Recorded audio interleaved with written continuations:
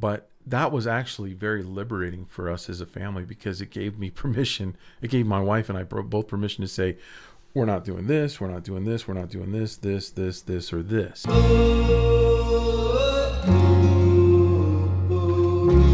Hey guys, Will Terry here, and this is a brand new year, and this is actually not actually my first video, but the first real video since the first couple that I made.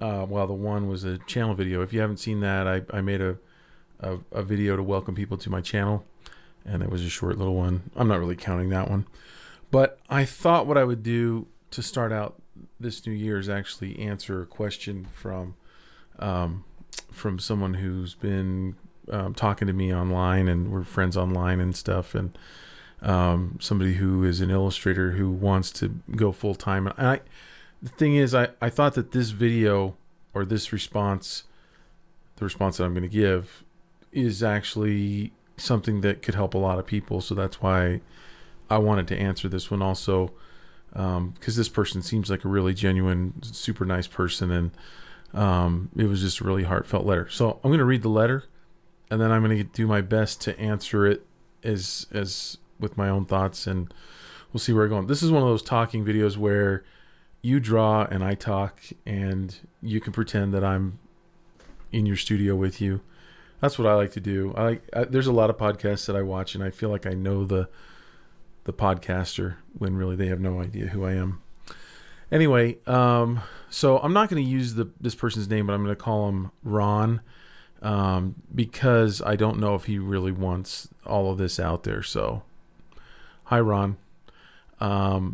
He says, I'm married. I have 2 girls. I'm 33. I study graphic design. I've been transitioning more and more into illustration. Currently, I have a full-time job as a graphic designer for a nonprofit. Definitely not happy with my job. Here is my struggle. One, which I believe a common conflict for many. I want to be a good husband and father. More often than not, I find myself working on my learning after work and working on my personal project in order to be able to move forward with my new career. I'm assuming that's as an illustrator, but family suffering in my absence. Even when I'm with them, I struggle not to daydream. You're an artist, because that's all of us are doing that. That's just that's a good sign. But I understand what you're saying. Like it's hard to stay with the people that you're with, and I mean, I'm ADD, so you're speaking my language there. I did not mention that I was born in another country, came to the U.S. in 2008 as a student. Then I was blessed to find the opportunity of this job, which granted me a work visa, green card. I have been working with this organization for 4 years. It is a network of schools. I taught middle school for 3 years, which was the hardest thing I've done in my life. I'm out of the classroom. I'm now out of the classroom, and I am the marketing director for this organization, and I hate it. I can't quit or pursue another job until the green card gets approved. So that's a problem I've never had, but I assume it's a bear because you feel you're stuck. So as you can see, between work, family, and creative urges, I'm going absolutely crazy. I'm called to be a good husband, a good father, and also an artist, learning the craft at the same time. I know it is possible to do it, but if I keep doing what I'm doing, I will not serve well the ones that I love, knowing the commitment and time that art requires. I just feel a bit trapped. Sorry for the long message. I couldn't resist to ask for your thoughts on this. So I thought that was a great letter, and I'm going to give you my thoughts, and I'll apologize in advance if I make some assumptions that are incorrect. And in the end of this whole thing, I'm not going to be able to specifically answer or solve it for you, but maybe my thoughts they might help you rethink a few things. Let's hope, right? So, the first thing, let's talk about the family first, okay, and then we'll talk about career stuff with illustration. So I have 3 boys. The 2 of them are older now. My youngest is now 16, so that actually frees up a lot of time. In the early days, and so I don't know if your wife works or not. When I first started in 1992, my wife didn't work, or she did all the work. She did all the family stuff, and then she became a school teacher later on. But because she was working with the kids at home, and I was also at home working, it made it easier for me. I never had to do. I had when I first started, I did have a part-time job, but then I quit that. I had like a 20-hour a week job as a graphic artist, and then I was able to transition. Now that was a lot easier for me.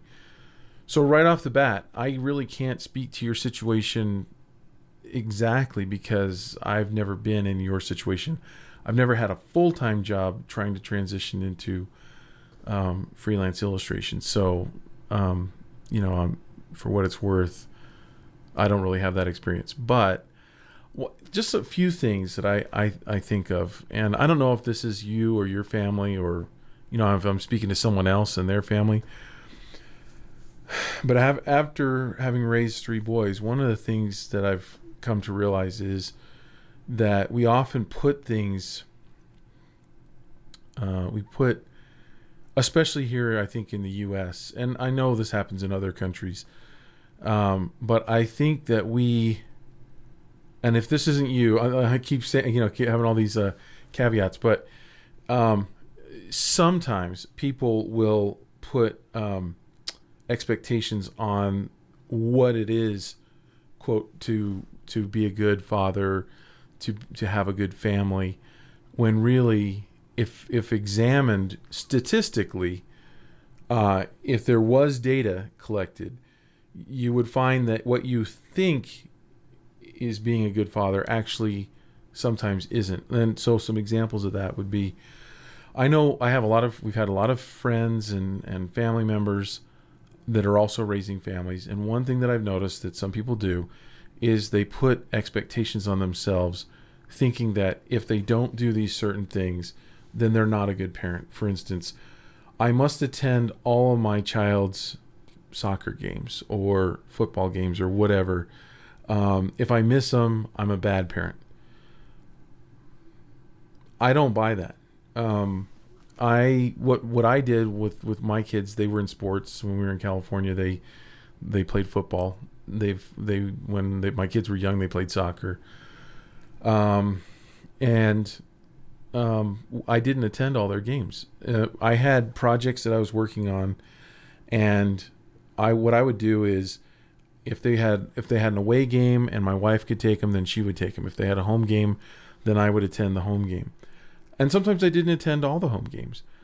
And I feel like it was more special because Dad was coming to the game. And if they had a game that I missed some stuff, they would come and tell me about it, and I would listen, but I would have gotten my work done. Now, I don't know if that's you or not. Another example might be, I know that some families have like crazy birthdays, and crazy birthday parties for their kids. So it's like an all-day thing where family comes over, and your preparation starts days before sometimes, and it could wreck a whole weekend or 2 or 3 days worth of preparation and cleanup and renting bounce houses and things like that. And I think that that's great to do, like an extravaganza birthday every now and then, but some people put that on themselves, that like we have to outdo the last one. Like we had an amazing birthday last year, so we've got to do something better. And they put these expectations on themselves. And the thing that I ask myself is, or you can ask yourself is it true or false? Do people who do those kinds of things for their kids ever have kids that turn out bad? And the answer is yes. Do people who don't do any of that have kids that turn out good? And the answer is yes. I think finding that middle ground is really important. And it might not be birthday parties. It might be something else. So some people, I've known people, sorry, my glasses are dirty. I'm just going to clean these while you're watching here. But I know some people that feel bad if they don't read 3 stories to their kids every single night. There are kids that have turned out to be Phi Beta Kappa at their university. People who have gone on to do amazing things in business or in government, and their parents never read them one story. So again, I think it's like, is reading to your kid a good thing? Yes. If you don't read to your kid every single night, are you a bad parent? No. And I don't know if you're going through any of that. I'm just throwing that out there because maybe if you're not, Ron, or Ron, somebody else might be going through that. It might help them. Sometimes I know that I've got a friend whose wife puts a lot of that on him, where it's like, we have to do this because if we don't, we're bad parents. We have to do this amazing thing for our kids because if we don't, we're bad parents. Well, are there good people in the world that can't afford those kinds of things? And do those people end up doing amazing things with their life and being good people? Yes. So, I've got a friend that I talk to, and I'm like, you need to tell your wife that it's okay if we don't do these kinds of things. One, we can't afford them. Two, I can't afford the time. Another thing that a lot of people do, what I'm trying to do is buy you time.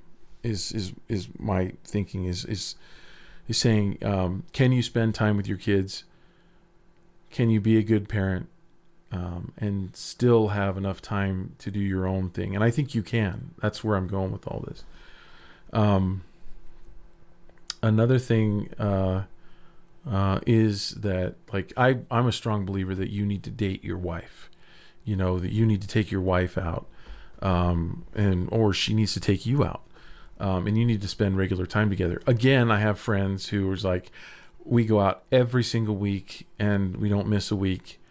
And I think, my wife and I have not gone out every week. Sometimes we haven't gone out in a month, yet we still have a great relationship. And I think it's more about the communication. I don't think it's about necessarily that event.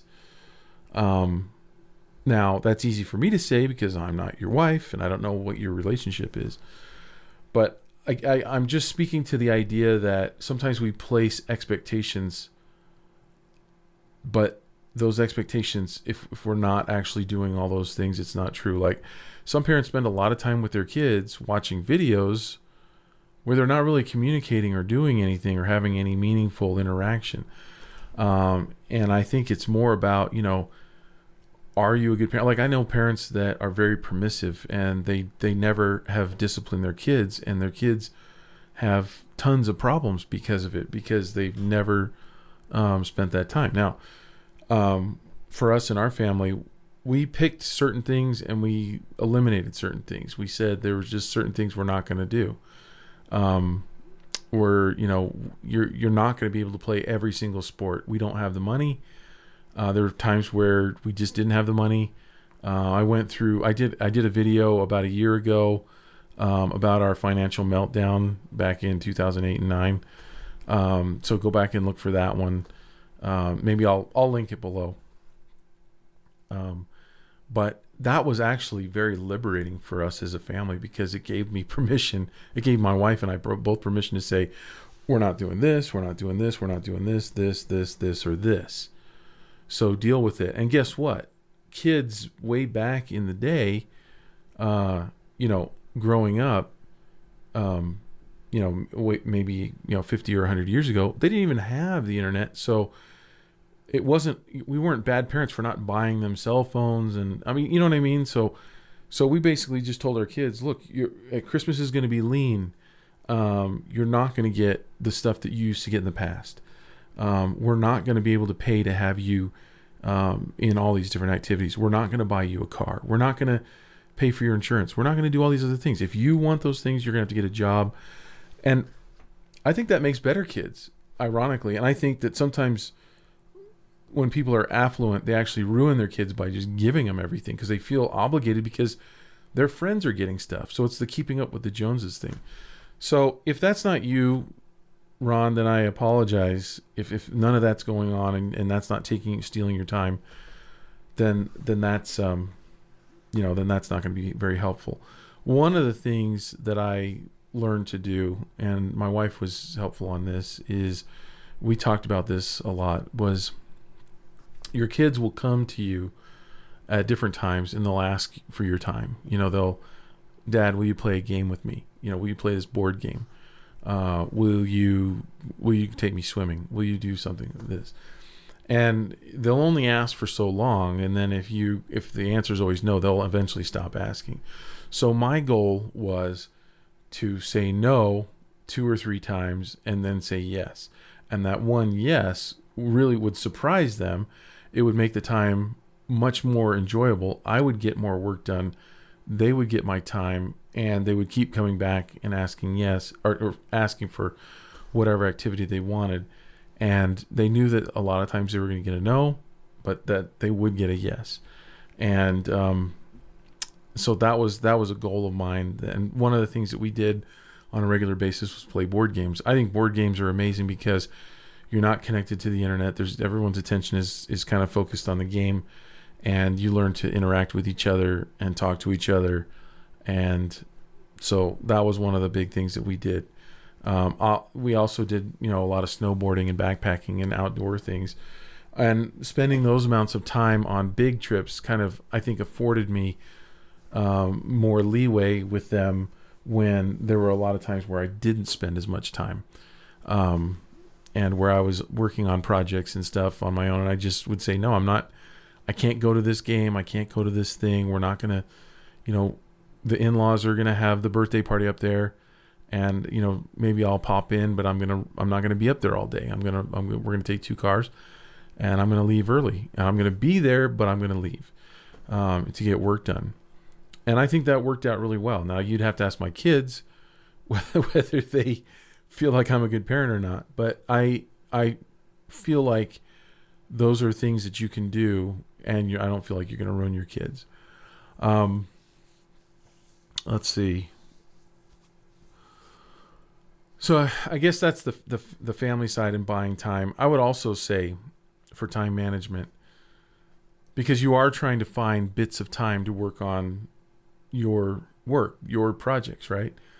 And I know I've talked about this, and I mentioned this in other videos, but one of my favorite movies to watch is The Pursuit of Happiness with Will Smith, because in there he talks about, the whole movie is about him trying to find time. He doesn't have any time, and yet he still is able to accomplish an amazing task, becoming, I guess he's a securities trader.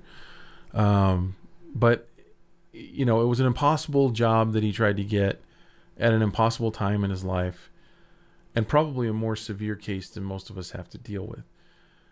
To me, it shows that if you want something bad enough, you can get it, you can attain it, you can achieve it. And here in this country, the opportunities are, I still strongly believe in the American dream. I think that if you really, really want something, you can get it. You will have to make sacrifices, and you already know that. But I think that if you're careful with your choices, you can still be considered a great father, a great husband, and still carve out pieces of time for yourself. I do think that it's really hard to have the full-time job along with it. And I think that one of the problems with a full-time job is it really takes your best hours, and it takes your creativity. And I think one of the big mistakes that people make is trying to come home off of that job and jump right into working on your dream. Because at least for me, when I've taught 2 classes, there's been a few semesters where I've taught 2 classes back to back at the same day, and when I come home, I don't want to do anything creative. Right after, I need to decompress, and that's a perfect time to play with kids and stuff. But I think that if you can carve out time in the evenings, that would be a better thing to do. The other side of this, I think is talking about actually what you're trying to accomplish. And I don't know, I looked at your portfolio a little bit, and I think you have some really nice work. I can't tell whether you want to be the creator or the gunslinger. And by that, I've talked about this in other videos too. As an illustrator, you basically have to make that choice. Now you can be both, but most illustrators in publishing, or even in animation or in comics, you're either a gunslinger, as that's an I'm using that as a drawing a blank analogy. You're either a gunslinger or you're a creator, and by that what I mean is you're either the hired hand gunslinger. A gunslinger's hired to go out to be a mercenary and to go out and kill the bad guys, right? So an illustrator who illustrates other people's stories or other people's projects is being hired for their skill and talent. So the gunslinger, it's an analogy, but basically the gunslinger is a good shot. They're probably a quick draw, really really fast. They can get the job done, and that's most illustrators would fall into that category. The creator or inventor would be another analogy, is the person who's actually creating the whole project. And it could be an indie project or it could be a project that's then sold to a publisher.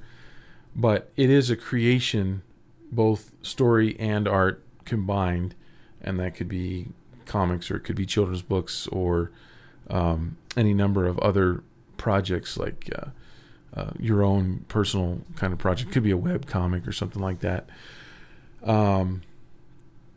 But the reason that I am asking you to think about that is there are people that I know who have kind of made the transition like you're trying to make much faster by going the creative route, the creator route. And the reason for that is the total project allows, I don't want to say that it allows for less skill, but in some ways it does, and in other ways it requires more skill. So, for instance, the gunslinger method, you're competing on one thing alone, and that is your raw skill at drawing and coloring, right? Basically, and composition, and understanding how to interpret text and tell a story visually, but all those things kind of combined. You're being hired to make visuals, and are your visuals more appealing, and do they communicate better than all the other people that want that same job? And that's a really hard thing to do because there are tons of us out there, and like I've talked about in other videos, there's just fewer jobs than there are artists. So in trying to compete for that little slice of the pie, it really does take a lot of time to hone your craft and to get to where you can basically take that job from someone else. There's not a job for everybody. So literally you have to kind of elbow your way in and knock someone else out, basically, in order to get that job. Because if you weren't on this planet, it would definitely go to someone else. So the someone else is the person you're bumping out of the way. But when you're the creator, you're not necessarily bumping someone out of the way. You're putting another offering out there, and I guess in some ways you are.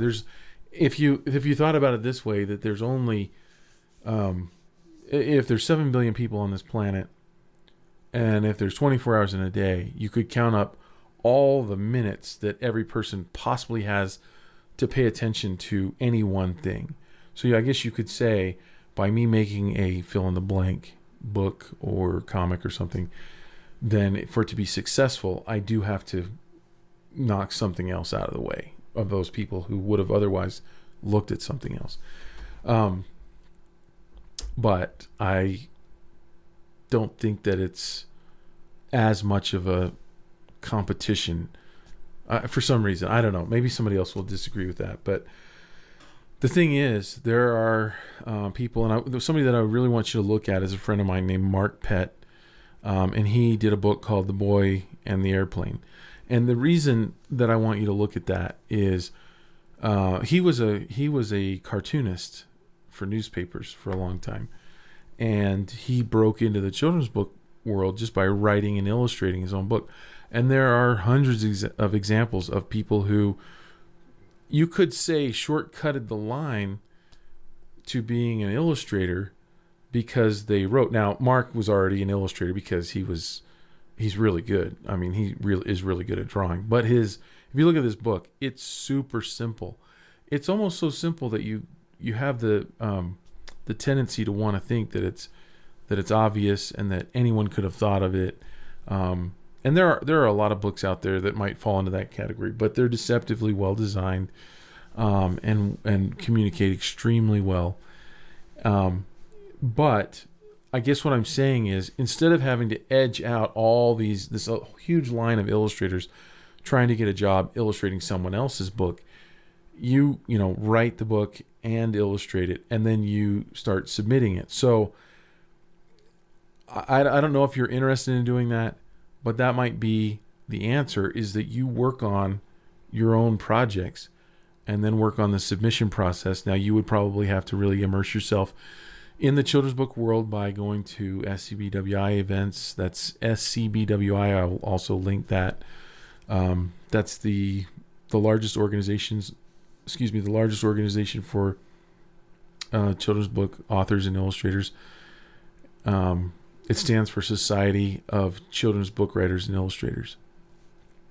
And going to those events, one of the biggest opportunities that you get, especially if you go to the National in LA or New York, is that you actually get to present your manuscripts to actual editors at the big publishers like Random House and Scholastic and HarperCollins and those kinds of places. And there are a lot of people that get their stories picked up, and they basically sell their book there, and dreams have been created at those events. Now, that's not the only way to submit, and you can submit to agents and find an agent if your book is something that they're really looking for.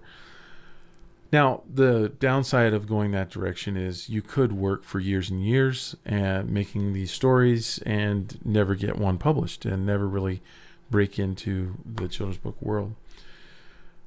So there really is no easy answer, and you already knew that. But there are things to think about. I think, do you want to work on your craft and try to compete with a lot of people as an illustrator, or do you want to work on a project and get some feedback and then work on another project and submit and go that route? I will say that I think that the best thing that you can do, either way, if you're going to go either way, is really carve out some time.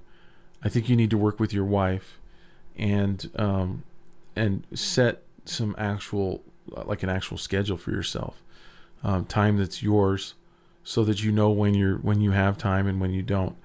I know of a few artists who have tried to become illustrators, but their wife wasn't supportive. And I'm not going to blame. I'm not making a statement about wives not supporting their husbands or husbands not supporting their wives wanting to be illustrators. That's a personal decision, and there's personal reasons behind all that. And I'm not going to make a judgment on whether that's right or wrong. I do think that if you don't have the support of your wife, and I always have had the support of mine, then that's another uphill battle that's working against you, because I don't know how that would ever work if you didn't have a wife or a husband that said, yes, this is your time, go do your thing, get it done. And maybe it's only 2 hours a day, but 2 hours a day is 700 and some hours, 800 hours in a year. And you can do a lot of damage with 800 hours. So I think that you're understandably frustrated, understandably discouraged. Again, I have not walked in your shoes, so I don't know how it actually really is. But if you can carve out a little bit of time to devote to this, then I think you'll be really happy in 3 months, 6 months, a year from now, 5 years, 10 years. The time is going to pass one way or another, and you're not always going to have small kids. there's going to be a time when they grow up and you have a lot more time. So working on it now is a good thing, because drawing is a muscle. It is something that you have to develop, and you can't just snap your fingers one day and go, okay, now it's time. I know a lot of people that are kind of in that situation too, and it doesn't really work out that well. You can still do it, but it just delays the growth that you could be having right now. So anyway, those are my thoughts. I really hope that helped. I'm sure you'll let me know on a message on Facebook. I'm looking forward to that. And don't subscribe to my channel unless you want to hear more stuff like this. Anyway, thanks for watching.